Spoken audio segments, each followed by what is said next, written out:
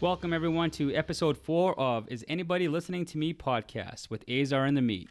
Today, we're going to have a nice segmented podcast. We're going to talk about some tasty alcohol drinks and some food review. We're going to go over some TVs and movies in the news. And we're going to do what everybody loves to hear, our fantasy review. Let me start off by introducing my partner, Big Meat. And what's the tasty drink of the day? What's up, Azar? Glad to be here again for another podcast. This time, just the two of us, like old times. Bringing it back old school. The way it always should be. Yes, that's right. That's right. So, as we normally do, it's kind of become a little tradition here on our podcast. I'd like to review the tasty beverage that we are sipping on, and typically, we'll go with whiskey, and we do have whiskey again for you this time. But it doesn't have to be whiskey. Maybe next time it could be vodka, it could be rum, could be beer, could be anything. I think with the holiday fall season, the pumpkin beers are out. I think it'll be nice to try a couple different pumpkin beer and give it a nice little review on them. I will not say no to any type of alcohol or liquor. So the tasty beverage that we have for you today, the whiskey of choice, is Jim Beam Black. It's extra aged Jim Beam Black. In fact, I got this little tip from a relative of mine. And I went out the next day and I picked up a bottle. And I must say it's not bad. It goes down pretty smooth. And he's been sampling a lot of it because it's already half gone. Not just today, folks. Not just today. But yeah, it is pretty good. And in fact, if you guys are interested in awards, it did win an award for quality at the International Wine and Spirit Competition for the world's highest rated bourbon. Oh, it is actually pretty good. It is actually a smooth bourbon. I'm not a big Jim Beam fan, but this one I would say it's not that bad compared to what you had last week. Yeah. Well, I mean, this is the first time we're actually drinking something without any honey or maple in it. That's true. So this is just straight whiskey for all the people who don't like fancy, sweet, sugary drinks. They like to just kind of drink it straight. This is not a bad whiskey to go with. But you're right, Azar. The one that we had at the last podcast, it was the Crown Royal Maple. And I got to say, it was awful. Was maple or apple? It was maple. Oh, it was maple. It was Crown Royal Maple flavored. And I wouldn't wish that on anybody. Listen, in my opinion, I'm not trying to it's, it's strictly my opinion. I'm not trying to slander anybody per the advice of our legal team. Because heck, if there was a bottle of Crown Royal Maple whiskey in front of me and it's the only drink that we have available, heck, I will drink it still. That's true. But I would not go out and buy another one of those bottles. That's for sure. I've never drank Crown Royal straight anyways. I've always had it with some like soda, like ginger ale or something. Sure. I've never thought of it as a sipping alcohol. Just yeah, no, it's not that good. Yeah, it comes in a fancy bottle and it came in a little fancy pouch, so I got sold. The marketing behind it, they did a good job, so I was sold. I bought it, but not the best tasting whiskey. So you're easily convinced to buy something just based on packaging. Yeah, exactly. If it looks fancy, that's why I used to buy a lot of Goldschlager back in the day, because I love the little gold pieces floating in it. So we've got, as reviewing from last time, we do know he's a big fan of the 80s, and he's a sucker for things that float in his drinks. My heart's on fire, Azar. It's still on fire. Oh, that is true. Well, we also had a chance to try a different meal after the last podcast. And what we thought, we're always ordering food after our podcast, but we never share with the audience and give a good review while we're enjoying this. Why don't we tell you what we ate last week and give you our feedback on it. Last week after our podcast, we ordered wicked cheesy cheesesteaks. We'd like to thank our third man who came in and actually bribed us and paid for the meal for us. So that was very generous of him. So we did try to upcharge on everything. But I ordered the wicked cheesy cheesesteak with mushrooms in it. And I think, John, you ordered one for yourself too. I did, and they were pretty good. They weren't bad. I think I got mine with hots, if I remember. But it wasn't the best cheesesteak, but certainly wasn't the worst. Does it make our top 5? We shall see. Yeah, as we were reviewing different cheesesteaks, I actually like their food. They have great steak bombs and steak tip, actually not steak and cheeses that you think of, but they actually have like steak tip subs, which are really good. But we went with the cheesesteak. The only thing that is different about Wicked Cheesy is if you love the traditional sub roll that a cheesesteak comes in, you're not going to like Wicked Cheesy because they use a sesame seed roll. That's right. It's a large roll, so the portion's good and the meat is good. It's like a lean meat. It's not like a fatty or gritty cheesesteak, but the sub roll is a little bit different. And I think our Jarvis had a little double take when he opened it up, and it was not your roll that you would expect when you open it. So yeah. Well, I mean, you got to base all the different things, the criteria. We got to base the criteria on what makes a great cheesesteak. It's the quality, it's the taste behind it, but it's also the size. How big, how much meat do they actually put in the sub roll? Yep.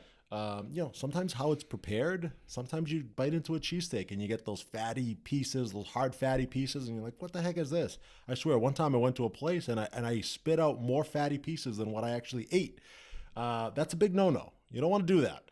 And then also the bread. How good is the bread? So you got to kind of have all those different criteria pieces. Yeah, and there are some sub shops that give you great bread, but it's so much bread, Right. and it's not enough cheesesteak, and you're just kind of eating it, and you're like, "That's great. This is great bread," but I really wanted a cheesesteak. I didn't want a bread roll. With my meal. But I agree with John. So we will be having an episode, and we will have as we preview that episode, we're going to give you the criteria. We're just not going to pick cheesesteaks just because how cheap they were or how full they made us. But we do, like fat bastards, try to have us standards when we eat our cheesesteaks.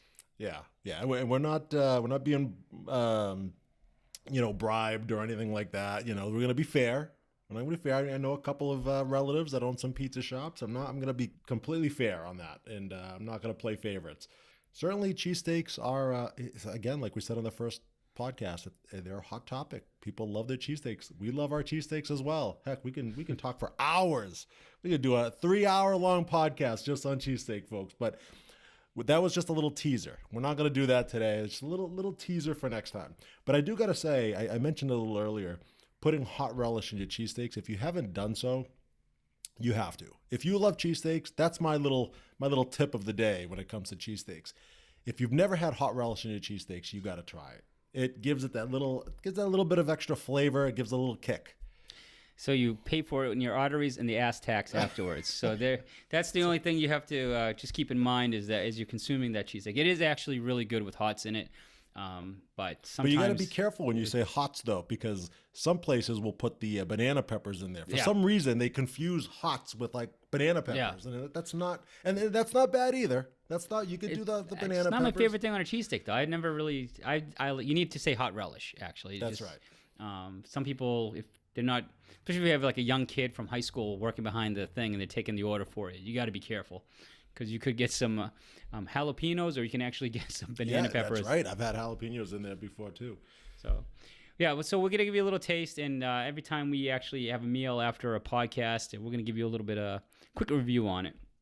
We're gonna move on to our next segment. This is actually 2 parts. First one, we're gonna talk about all the hype coming up with the Disney Plus. There's a lot of commercials coming out, a lot of previews of why you should subscribe to Disney Plus. And just from a high-level overview, Mead is our movie expert. He is obsessed with movies. He researches things. He can give you full intel on anything you needed to know.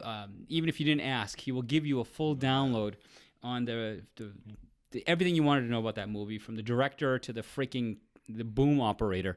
But I have the big question is that I see a lot of hype on Disney Plus. I'm a big fan of Netflix. I love a lot of the shows on Netflix, like Stranger Things. I love the Marvel series just because it was more adult themed. That's why I love their Marvel.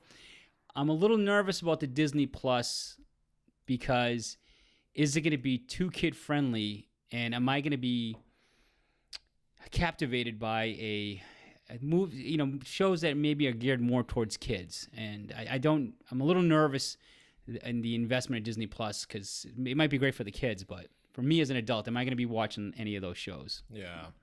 Well, I've heard that they are coming out with a more I don't know if it's R-rated, but it's like their version of more of an adult-themed television or series. Maybe it's on Disney Plus. I don't know exactly how they're going to do it. I did hear they're going to move towards that. But since they've acquired Fox, and you got the Deadpool movies, which were R-rated. I mean, they were pretty. They were out there. They were rough, right? And does Disney, now that they own them, are they going to continue down that trend? Is there going to be another Deadpool movie? Are they going to change it up to make it more kid friendly? Who knows?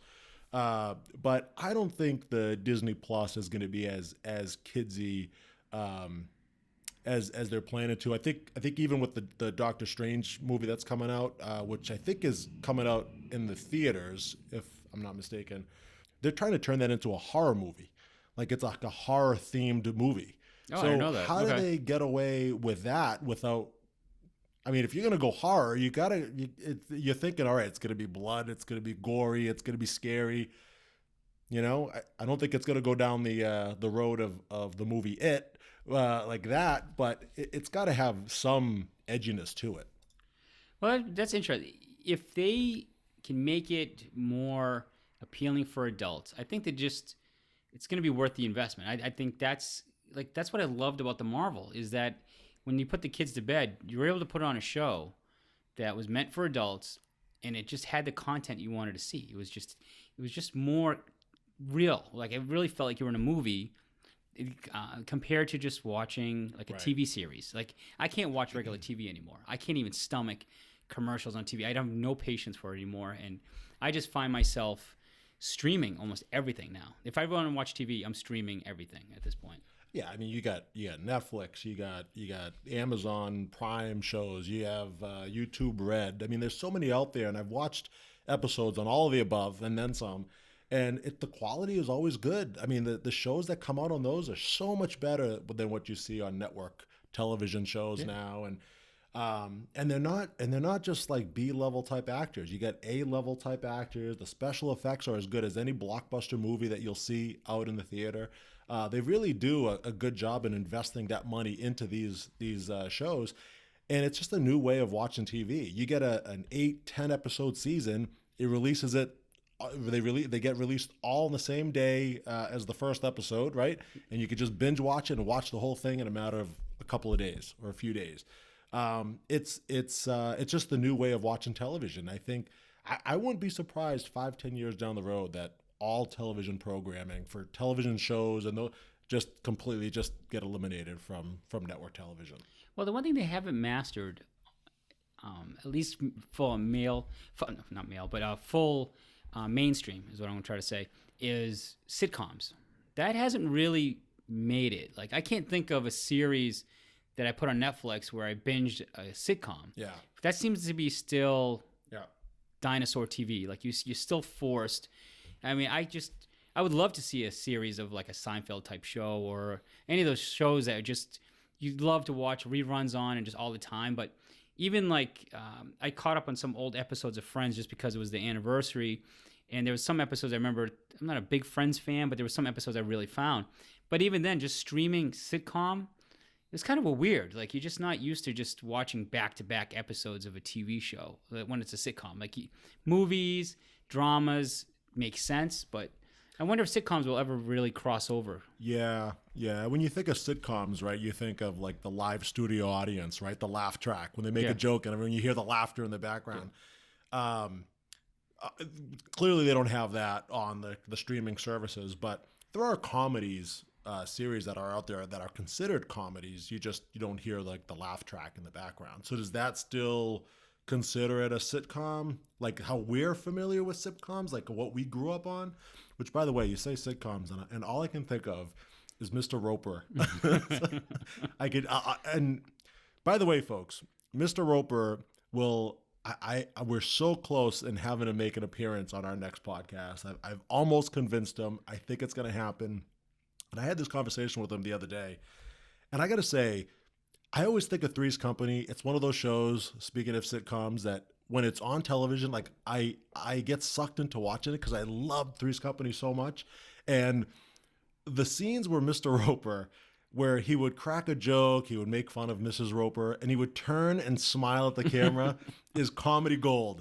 If you if you watch that show and you don't find that humorous, or you don't smile or laugh every time he does that, even to this day, then you have no soul. Yeah. Period. Because that is just, I still love it. I still laugh to this day when I watch those same episodes. That is, sadly, I think the only channel it's on is that logo channel, which is so in the commercial breaks, it's a big transvestite RuPaul type of thing. So you get kind of blown away. You're just laughing at a comedy, and he comes in with his trans outfits there. But so I do admit I watched the logo channel now. Yep, yeah. I flipped through and I come across if Three's Company is on it, I'm watching that. Yeah, and they actually have Married with Children, so it sucks. They have my faves. Shows that I love, like Married with Children is one of my top 3 shows, and then Three's Company. Growing up, that was a show my parents, when they immigrated to this country, that was my mother's favorite show. That was like clockwork as a family. We watched that, and I still laugh.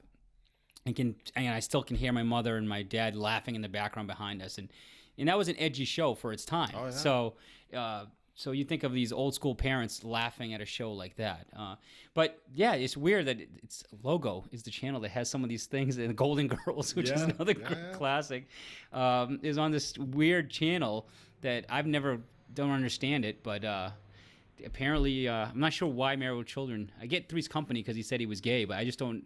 John Ritter was gay. I just don't understand why Al Bundy was the biggest misogynist, like guy, womanizer. Yeah. There's nothing gay about that show, but I remember my mother watching. We were watching Married with Children. My mother always turning to me saying, "Oh, what a horrible human being Al that guy is. That character Al Bundy is." I'm like, but it's funny. Yeah. He's funny. He's great. Yeah, Peggy Bundy drove my father crazy. He just couldn't imagine a wife being that cruel. But anyways, we gave you a little preview for some. We went off a little track with the Logo channel. I don't think there's going to be the next Married with Children with Disney Plus. By the way, I don't think you're ever going to see a show like that ever again. But yeah, to go back to the whole Disney Plus thing, I do hope that that there are that kind of programming, not just on Disney Plus, but on the other streaming services. Maybe there will be sitcoms maybe do kind of evolve into that in the future, and network television just completely kind of goes away. Yeah. See, I think of, like, going back to you said Deadpool, right? I still watch Deadpool when it's on Stars or HBO. I'll stop and watch it because it's funny and it's adult, but it makes me want to watch it. I can't think of, like, the last X-Men movie I care to watch. I feel like I've outgrown them. Like, I watched them. I liked them when they came out. I enjoyed it. We bought the DVD for the kids. We had movie nights with it. But Deadpool, because it's adult themed and adult comedy, I really enjoy it. And again, it's just back to like the Netflix. They did such a great job with Marvel's Avengers. I mean, not Avengers. Their Defenders series, if you want to call it. They did such a great job with those characters, and they could just bring another dimension that you just don't get with regular TV. I hope Disney Plus doesn't screw it up, because Netflix did such a great job building a foundation with these Marvel shows, and it clearly had an audience. Like, if they don't have a show like The Punisher on Disney Plus, I'm gonna freak out, because that was one of my favorite shows that Netflix put out from the Marvel series, and that it was graphic, it was violent, but it was such a good show. I just can't see Disney having the stomach to pull the trigger on that. And he's such a great character. Like, how do you not bring back some of those actors and say, we want you? Like, you guys have a following. That's what disappoints me about this whole merger. Yeah, I think it's only a matter of time. If there's a show that the fans love to watch, and there's enough uproar about it, Disney, there's a reason why Disney's buying up everything and why they're as big as they are, because they know how to make money. Yeah. And if this is a way for them to make money, they're definitely going to do it that way. I think, like I said earlier, I heard that they are going to go with a more edgy approach to some kind of service that's tied to Disney, and why not? Why not? Continue on with the Deadpool movies, continue on with the Defender type series like The Punisher. It's what people want to see. So, but Disney Plus, it's coming out. Looked it up. November 12th is the day it comes out. Some of the day one original shows that they have coming out, some of them are pretty good. The Mandalorian, the teaser just came out the other day on a movie about the bounty hunter, Star Wars themed movie, which doesn't look that bad. It looks pretty good. And Carl Weathers is in it.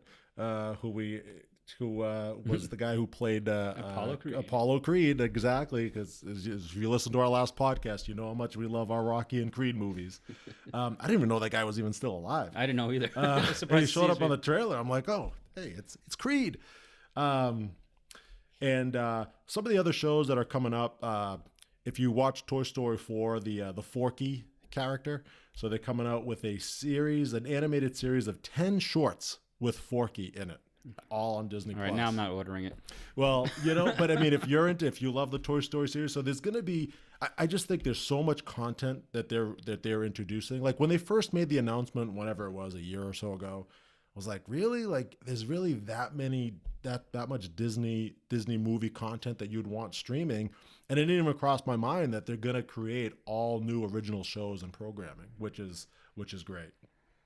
Well, the only thing that Disney likes to do lately, if you watched any of the most recent Star Wars, and they've been kind of a disappointment. They've been kind of going to this whole politically correct mantra lately, and I just hope they don't get too crazy with the politically correct stuff. Just give us good content. If you want to empower women, good for you. I love it. You don't need to throw it in my face. Just give me a good character and a good story, and just build it in. But don't have to be so blatant, like nonsense. Like, we get it. We get you guys want to be woke, but just build it into the story in a way that we can enjoy it and not feel like we're getting lectured. That's all I'm asking. Please, Disney, don't be too woke for us. Just don't need it. There you go. So speaking of edgy shows, HBO Hard Knocks. Yeah. Following it. My wife was watching it with me because she loves John Gruden. She calls him the drama queen. Yeah. He's got that same look on his face. I actually enjoy him as a character. He is his own character, his own brand. But what are your initial thoughts of this Hard Knocks? It's an interesting. It's kind of tame. I don't think it's like really. Yeah, I've watched almost every season of Hard Knocks. I think when it first came out, maybe I think I might have missed the first few seasons, but they're always very good. They're always very entertaining. They're short, right? It's usually a 5-episode season. This one's not bad, but I thought I don't know, maybe I was expecting more. And unlike you, Azar, I have to disagree. I think Gruden comes off as a bit obnoxious. I think he's the type of guy that, he was the announcer there for several seasons on Monday night or Sunday Night Football, one of the two. And I loved him on that. Like I thought he did great there, and he went back to coaching. I was like, why is he doing that? Nobody ever goes away from coaching for that long and then goes back. A lot of money. So a lot of money was thrown his way. But I think watching this Hard Knock show, it's almost as if he's one guy when the camera's off, and then when the cameras are on him, it's like he sees the cameras on him and he like turns into some kind of wannabe badass. Yeah. And I don't know. I just kind of see right through it. And I think the players see right through it as well. I just think it's all an act with Gruden. Yeah. It's interesting. I find him, I always thought he's like this hard ass, but then when the camera's not paying attention to him, he's like, they're taping him from behind and he's talking to players. He's kind of like this soft buddy. Yeah. I didn't picture him as a buddy kind of guy. He's always got that scowl on his face. He's like, I'm just kind of confused on I think he doesn't know what he wants to do. Like either he wants to be a badass, but I think deep down he's really, because even when he was announcing, he never trashed anybody. No. He always talked about how he loves everybody. He's like, it's a big love fest with him. He'd always say like, oh, I love this guy's a stud. Like everybody was a stud. Yeah. So I never understood. That's one thing I don't get. And I think the show I think there was a lot of hype built around Antonio Brown, and I think they're kind of lost because I think that was like kind of built into the show. And with him not showing up to camp, they gave him this drama, but it's really kind of like, it's a kind of a psychotic drama because he's like, well, how do you make it exciting that he's not playing because of his helmet? Yeah. Like, it's just so stupid. Well, you once said there's something clinically wrong with Antonio Brown, and I can't agree with you more on that. But yeah, I just think, it's always a good show. But I always kind of cringe when Gruden is on because I'm like, it's like, everything is so over the top with him, and it just he doesn't seem real. Doesn't seem real to me. And I think it was the first episode. It was a rookie. It was a cornerback. I think they drafted him in the first or second round. And like the way he was talking to him, like it was this, like Gruden was trying to be like that hard coach on him, and the guy was talking back to him like, yeah, you're not gonna cut me. Like, what rookie comes in and actually says that to their coach? And then, like, Gruden tries to be like that tough guy in front of the camera, and the kid sees right through it. So, you know, and it's just like, yeah. I'll always like Gruden on TV as an analyst, as an announcer, but as a coach, I think he's gonna fail miserably. With the Oakland Raiders. And by the way, I love the opening to Hard Knocks with the song, like when they have that little scene at the beginning and then they cut to the music, and I love the music that they play. But I hate this version of the Raiders. They have like the autumn wind is a pirate. It's like it's obnoxious. It like kind of gets in a way, like building up the hype for the music. Imagine like Game of Thrones, right? Like I loved Game of Thrones, the intro, the music comes on, and you like get pumped up for the show. Imagine a voiceover over that music. It's not the same. Yeah. You know? Well, you know, and the funny thing about can you tell I hate the Oakland Raiders? Yeah, you can. And that's what my next comment I was going to make about it is if you watch Hard Knocks and the highlight reels of Hard Knocks, you would think the Raiders are going to be this like lights out team. And, you know, because they just focus on their highlights. And I know they show some of the drop balls at practice, but you watch the preseason games and you're like, oh, this looks like it's going to be a good team. And then they show the score at the end, and the score is like, the Raiders won, but it was like they gave up like 30 points. And it's okay. And I was wondering why they never show any defense highlights, but that probably explains it because the score is so lopsided. But that's the funny thing is, I wonder how many people draft based on what they will see in Hard Knocks. Like, do they really get excited about it and say, because if you watch them when they played against, Arizona, they crushed Arizona. You would think. Yeah. Like, and that was like, oh my God, like I'm not gonna touch anybody on Arizona now. You're watching the Raiders, and you're like, oh, should I take this rookie receiver they're bringing in, this tight end, and they're not even highlighting the rookie running back that they brought in, which is supposed to be the starter. And I don't get that. Once. Yeah, I don't get why he's not even being like highlighted in this show. Right. And that came up in like something that I listened to on a fantasy podcast.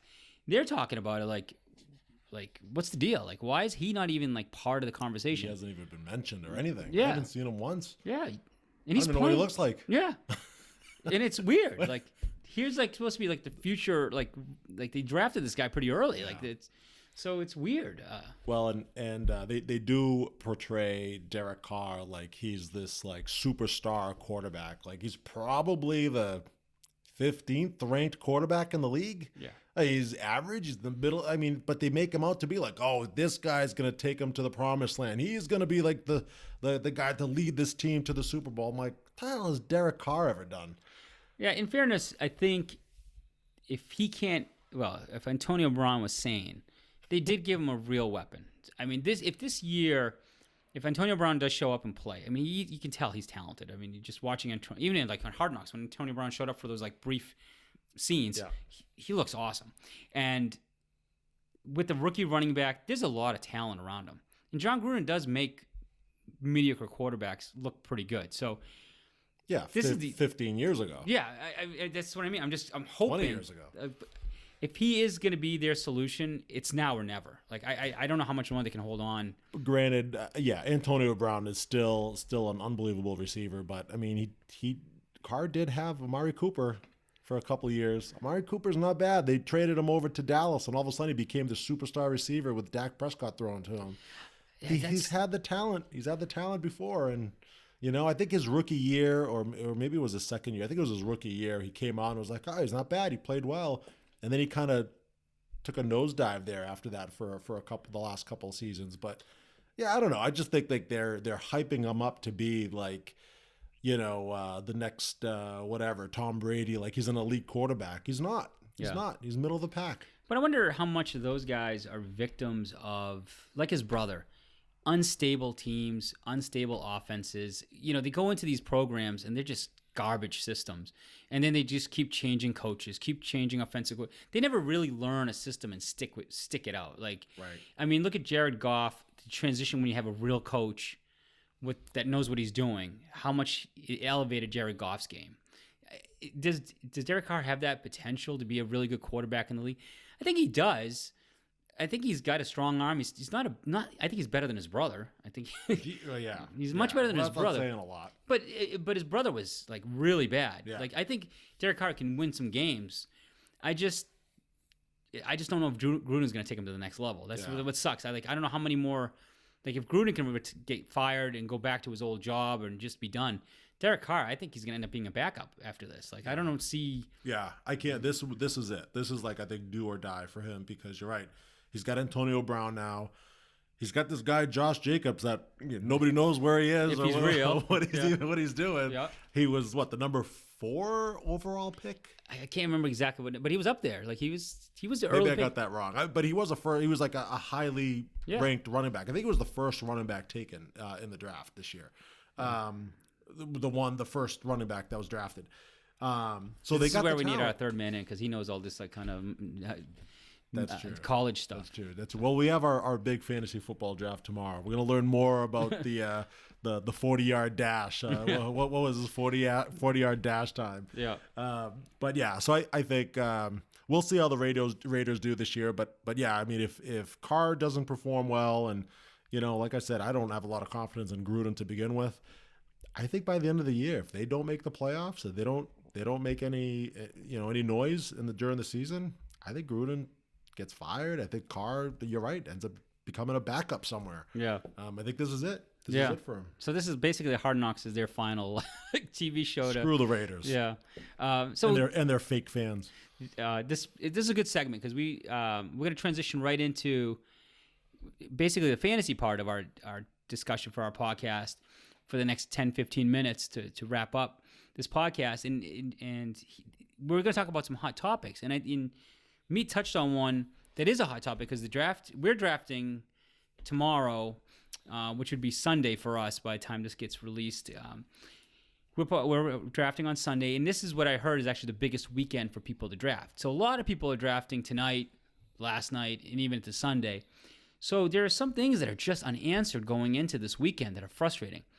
I'm going to start with, just because you mentioned his name, Amari Cooper and the plantar fasciitis. So that Dallas team, if you got an injured, and I've had plantar fasciitis, it sucks. It can linger forever because you got to let it heal. And if it doesn't heal, it's just, you can keep loading it up with cortisone or whatever, those injections. But I can tell you, it comes back. It sucks. Yeah.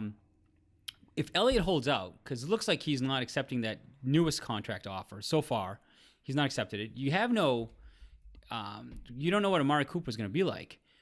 Is it worth taking anybody from Dallas at that point? Like, I don't even know what. Like, do you take Pollard, like they were saying, like take that running back instead of Elliott? Yeah. Well, I still think Elliott is going to sign. Maybe not before our draft tomorrow, but I think within the next week or so, I think he does sign. I think he does report, and he'll play the whole season.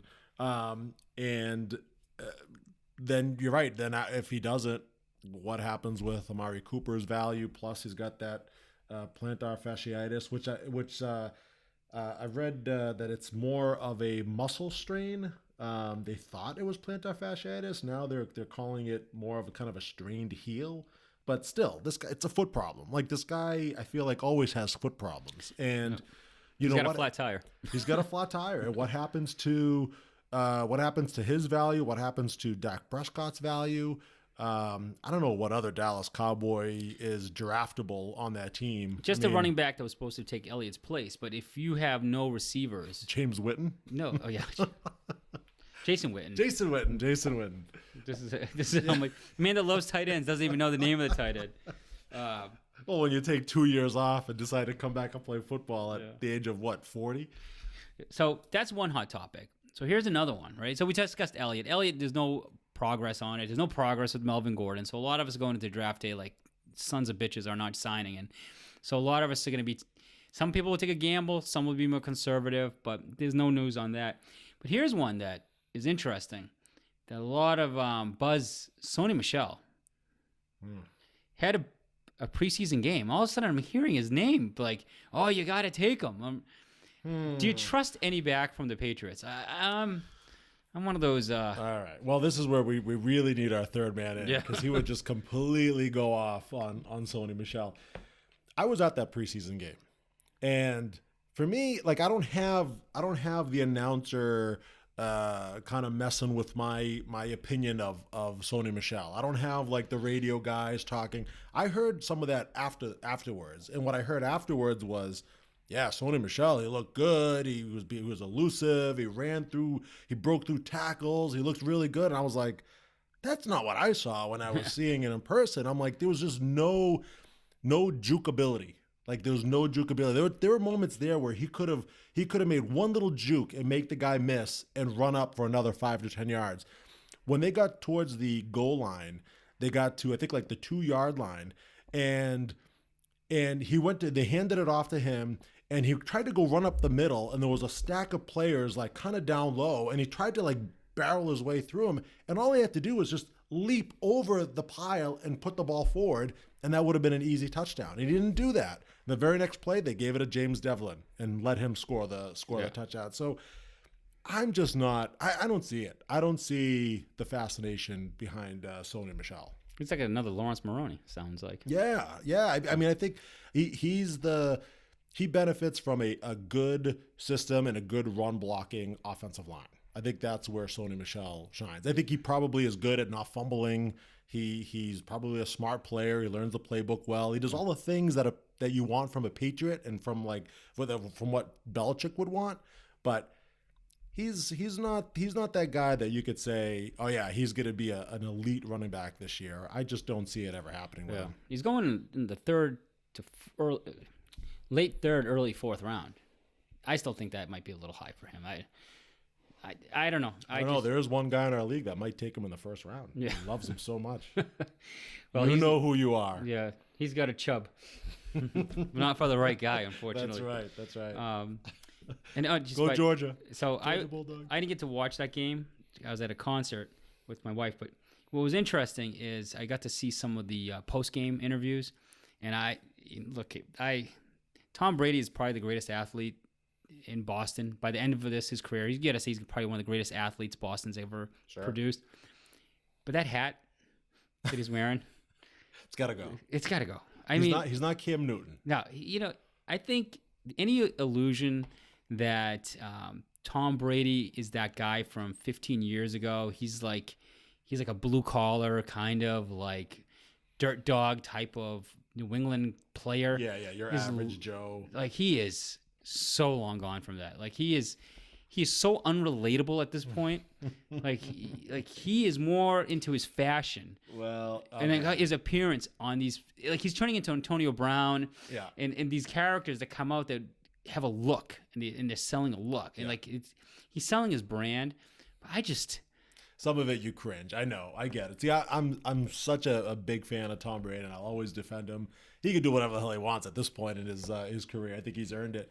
But I think a lot of that comes from his wife. I think Giselle is the one kind of forcing him into the hairstyles, the different hairstyles every couple of years, the hats, the clothes, like all that, like the things he says. Yeah, she's a marketing machine. Like that's her thing. Yeah, no, I know. But he's not that guy. Like he's not that athlete that you look at as like he's one of us.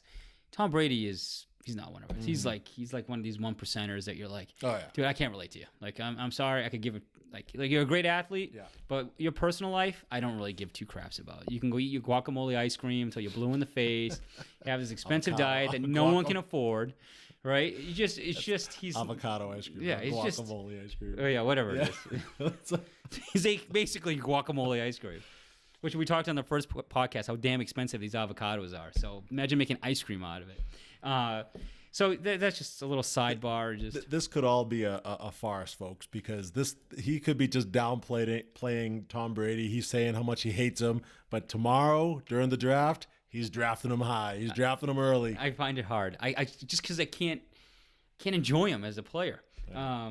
Well, I enjoy him as a player, but just as a person, I guess. Yeah. Just have him take his hat off. Everything will be fine. Yeah. So those are some things that stuck to my mind. But what are you thinking? Like tomorrow, like what's been coming that's gnawing at you? A big story for tomorrow. Yeah. Well, I think a big one really is still Andrew Luck's injury. Yeah, that's a good one. Like Andrew Luck. I mean, what the heck is going on with his calf? It's been bothering him for like 4 months, and it hasn't healed in 4 months. Yeah. I mean, for a while, right? It was a shoulder. Like this is what what we did last offseason going into the season. Like, is his shoulder going to hold up? And he ended up having this phenomenal year. And now it's his calf. Yeah. And then now it's like there was a story. It could have been a high ankle sprain, and then they kind of disputed that, and it wasn't that, and it was something else. Like he's saying it's his foot, and like I think there's so many changing stories around it that it is so risky to be drafting Andrew Luck in any Colt. T.Y. Hilton's value drops now. So there's two guys, like T.Y. Hilton was someone that was going in the second round or early third. Yeah. And there's another player now that just is kind of falling off the board. It's so frustrating. You're gonna talk about T.Y. Hilton. T.Y. Hilton. Yeah. And then if Marlon Mack, what's his value with no luck, right? Like, is he that good of a running back where you're gonna be like, oh please, like I need Marlon Mack on my team and he'll carry the load. Like CMC without Cam Newton, I would have a little confidence. You give me Marlon Mack without Andrew Luck, good luck with that. That's sure. So that's a big one. That is certainly a big one. Andrew Luck not being at 100%, that could be a little dangerous. And you also have Eric Ebron as well. So he's a tight end that scored 13 touchdowns last year. What's he going to do this year? I doubt he's going to score another 13 touchdowns, but he is going to be a tight end that will be drafted. But with Andrew Luck's injury now, and you can kind of tell too, like when you listen to some of the interviews that Andrew Luck is in, he comes off as a pretty honest guy. Like he has a great personality, and he sounds pretty open and honest. Whereas he just kind of downplays it, and it's like, oh, it's nothing. I'll be ready by week 1. It's fine. And I don't know. It's weird. It's like he has that effect that like you believe him when he says this. So I'm not that concerned about it just based off of that, but these things tend to linger into the season. I mean, he might feel like, oh yeah, I'll be ready by week 1, but who knows how he's going to feel by the end of the first game. Yeah, and it's tough. So he might be a steal in the draft. So he might slide because of those fears. So he might be a great value like last year. Andrew Luck slid, which was a value, and you ended up getting him, which was a mistake on my part. I passed on him for a Matt Stafford, and I was kicking myself because one of our Mr. Roper elbowed me and said, "What are you doing? You missed a good opportunity." And I bought the news that I'm like, he's not ready. There's no way he's coming back. And I made the mistake of doubting him, and he paid hugely for you. So he's one that frustrates me. And now if T.Y. Hilton comes to me and I don't know what's going on with Luck, am I really going to pass on T.Y. Hilton now and just keep letting him slide down the It's just, and it stinks because he's been killing it in camp too. Yeah, and I'm so disappointed because he is one of those players that is an easy good, like he's not a Odell Beckham, Devontae Adams number 1, but he's not a far from it like a 1B like type of receiver. He's definitely can be like, oh, he's my number 1 on my team. I'll be happy with him. But now I'm like frustrated. Like then in the news you see Keenan Allen. He's got another freaking injury, and this guy just can't stay healthy. So if it was a choice between T.Y. Hilton or Keenan Allen, I'm taking T.Y. Hilton just because I think there's more potential and less injury risk. But it's just one of those things that just drives you crazy. And speaking of Keenan Allen, now with Melvin Gordon still holding out, you had Eckler was supposed to be the number 1, and now there's news that he's doing a 50-50 split. That's what they're saying. So that's another like, oh, come on. Like there's another wrinkle in everything. Well, I think like that, like in every fantasy football season, we do our early review of the fantasy season back in June. Right, it was early, but at the time we were thinking, all right, all these players, it's great. I mean, I was picking in a 10-man league, I'm picking 10th, and I'm thinking, gee, even when it wraps around again in the 3rd and 4th round, like I'm still gonna get a stud player there. But now with all these holdouts and all these injuries, now I'm looking at my mock draft and I'm like, oh, I don't know. There's not that many people left over, and who knows what's going to happen from now to the start of the season. He's still got 2 weeks to go. So, I hate all the stupid holdouts and the injuries and the sharing of the touches and the running back by committees. It's a fantasy football nightmare when that stuff happens. Yeah, and we're getting long on the podcast, so we'll wrap this up. And the last one is that's frustrating that I'm seeing now is the complete reversal. Damian Williams is just dropped. His average draft position keeps dropping. So I think people have lost faith. Going in, everybody was thinking he's going to be the man. We were talking about maybe being in the top 10 because of the opportunity of being on KC. And now, 3 weeks of like camp and preseason and whatever, he's dropping like a rock. People have lost confidence in the guy. And it's, again, another wrinkle of a player. It's like you're altering your strategy. You think you're going confident. And then all this stuff starts happening. You're like, crap, I got to freaking, you're going to make a, this is where, in fantasy that frustrates me. I always end up making a panic move because all this news and all this noise, you think you have a strategy, and then all of a sudden a player drops in your lap. You're like, I did not thought that this guy was not supposed to slide. Why is he dropping? Yeah. Right. And why do I have him in front of me, and what do I do? Yeah. And then you make the gut move. Either you pass or you take him, and then you're kicking yourself in the ass afterwards. It drives me crazy. Yeah. Well, I think what is it? Carlos Hyde, I think, is with KC. He's going to get cut. He's not even making it. It's basically the rookie they drafted is basically already been announced as the number 2. You think they're going to cut Carlos Hyde? I heard he's doing well. No, I heard the opposite. Carlos Hyde is on the bubble. Okay. Yeah. So.